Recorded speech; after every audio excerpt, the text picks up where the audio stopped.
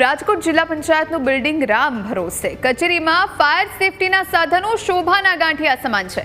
જિલ્લા પંચાયત કચેરીમાં ફાયર સેફટીના સાધનો એક્સપાયર થઈ ચૂક્યા છે।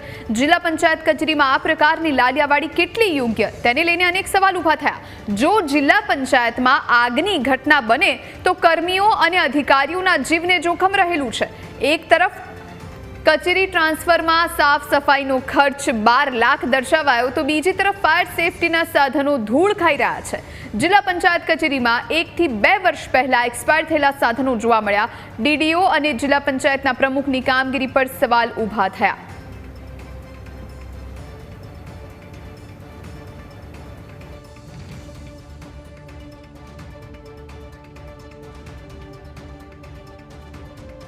નું બિલ્ડિંગ રામ ભરોસે છે। હું તમને ફાયર સેફટીના સાધનોના દ્રશ્ય બતાવીશ।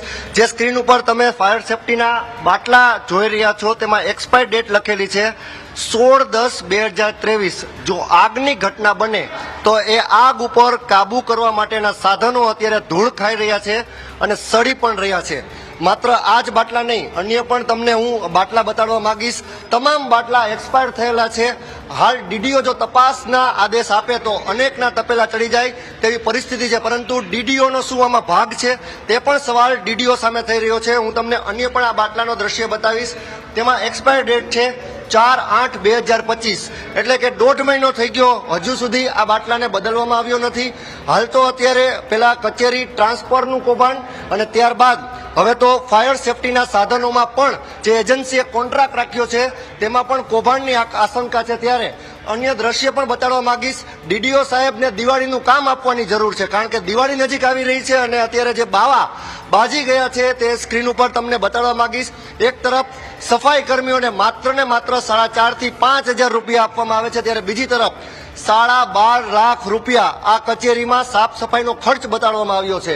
જે સાફ સફાઈ 12.5 લાખમાં થાય, તમે જોઈ શકો છો કે 12.5 લાખ રૂપિયા આપો તો ફાયર સેફટીના સાધનો ઉપરથી બાવા ન નીકળે એવી તો સાફ સફાઈ રાજકોટ જિલ્લા પંચાયતમાં થઈ રહી છે। ત્યારે ડીડીઓ તપાસના આદેશ આપશે કે કેમ તે સૌથી મોટો સવાલ તેની સામે થઈ રહ્યો છે। અને સાથે ફાયર સેફટીના સાધનોનો જેની પાસે કોન્ટ્રાક્ટ છે, જે એજન્સી છે, તેને બ્લેકલિસ્ટ કરવી ખૂબ જ જરૂરી બની છે। કેમેરા પર્સન અભય ત્રિવેદી સાથે ઋષિ દવે, ન્યૂઝ કેપિટલ, રાજકોટ।